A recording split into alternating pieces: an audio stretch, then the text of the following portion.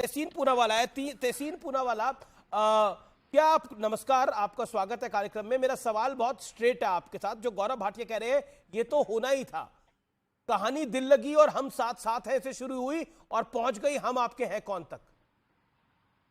अमीश जी, आपके शो में शिरकत करने का मुझे बार बार मौका मिलता है, इसलिए मैं शुक्रगुजार हूँ। और गौरव भाई अच्छे फिल्मी है, फिल्में देखा करें, लेकिन देश को जो ये दुख का जो सिनेमा शुरू किया है हमारे मुल्क में 2024 में, निश्चित तौर से समाप्त होगा। और ये ट्रेजिडी वाली मूवी जो इस वक्त चल रही है वो समाप्त होगा। आया अमीश भी भाई, नहीं है 24 तो। मैं 24 भविष्यवाणी तो कर रहा आया भी हूँ। नहीं है, 14 मैं कहना चाह भविष्यवाणी रहे कर हैं। रहा हूँ मेरे भाई भविष्यवाणी घबराए कर हैं। रहा हूँ। इसी के साथ और एक भविष्यवाणी कर रहा हूँ। 3 दिसंबर को अमित जी मैं आपके साथ शो में रहूंगा। गौरव भाई को भी आप न्योता देना। मध्य प्रदेश में रिकॉर्ड कीजिए, कमलनाथ जी मुख्यमंत्री बनने जा रहे, 140 सीटें प्लस। देखिए, मैं बिल्कुल मानता हूं कि गठबंधन में कुछ प्रॉब्लम्स है, मैं बिल्कुल मान रहा हूं, लेकिन कम से कम भाजपा की तरह नहीं शिवसेना छोड़कर चलेगी, पीडीपी छोड़ते चलेगी, अकाली दल छोड़कर चलेगी, सारे इनके तो पार्टनर्स छोड़कर चले जा रहे। मैं बिल्कुल मान रहा हूं कि गठबंधन में कोई दिक्कत है, मैं बिल्कुल नहीं कह रहा हूं कि नहीं है, मैं आपके शो पे कभी झूठ नहीं बोलूंगा, लेकिन कम से कम राजस्थान की जैसे नहीं, राठौर साहब जहां गए वहां काले झंडे दिखा रहे, तो वहां पर ताराचंद जैन वर्सेस पारस सिंह के बीच में लड़ाई हो रही, तो सीपी जोशी जी उनके अध्यक्ष राजस्थान, उनके घर में पत्थरबाजी हो रही है, तो उनके कार्य ऑफिसेस को जलाया जा रहा, ऐसा कुछ नहीं है।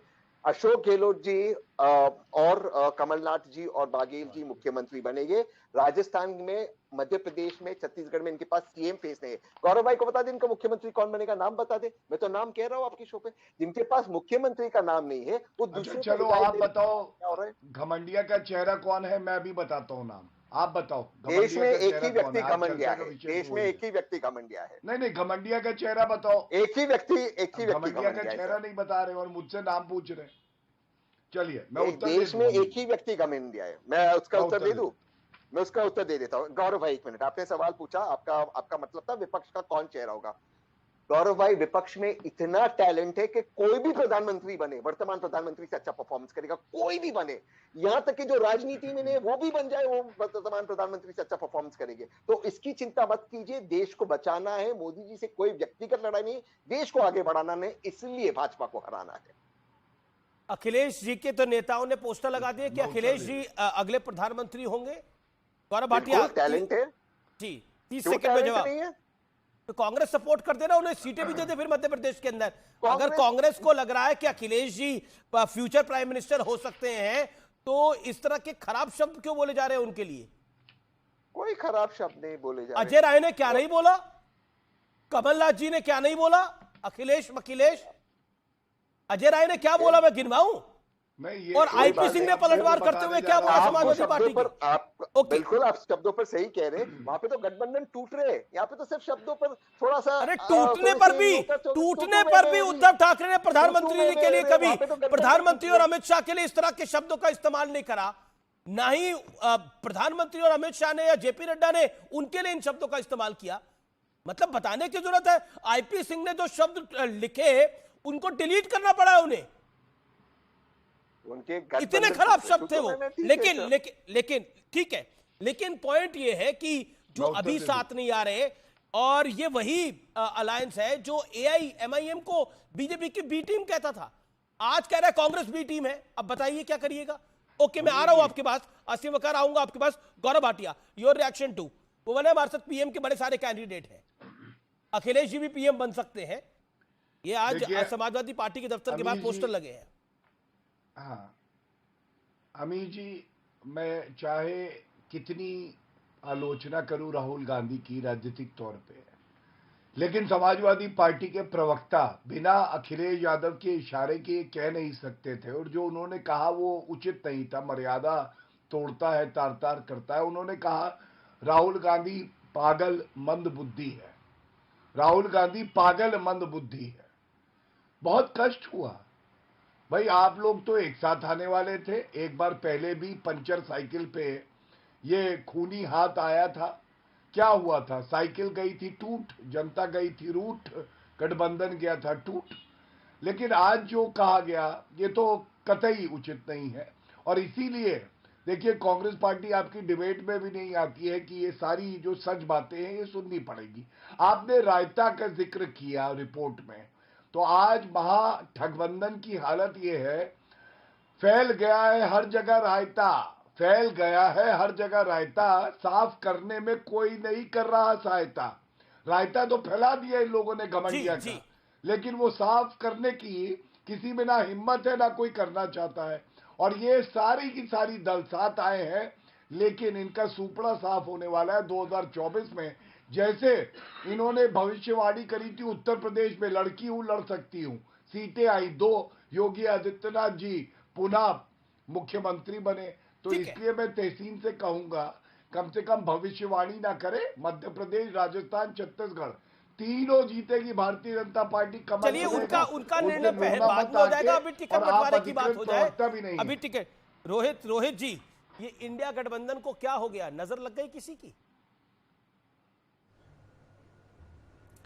जो सभी शेरो शायरी कर रहे हैं तो हम भी शेरो शायरी कर देते हैं कि बड़ी देर कर दी मेहरबां आते आते।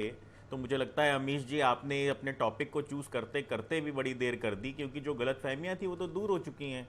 और जो अखिलेश यादव जी का आखिरी बयान है, शायद वो आपके पास पहुंचा नहीं होगा, वो साफ साफ कहता है कि कांग्रेस और अखिलेश यादव जी के बीच में बातचीत हो चुकी है और अब कोई किसी तरीके की गलतफहमी नहीं है। हाँ, गलतफहमी अगर बाकी रह गई है तो भारतीय जनता पार्टी का जो एनडीए गठबंधन है, जो ठग बंधन है, ठग बंधन जो ठगने का काम करता है, जैसे उसने महिला आरक्षण बिल में महिलाओं को ठगा, तो अब पता नहीं है। गौरव भाटिया बताएं तो कब लागू होगा ये महिला आरक्षण बिल?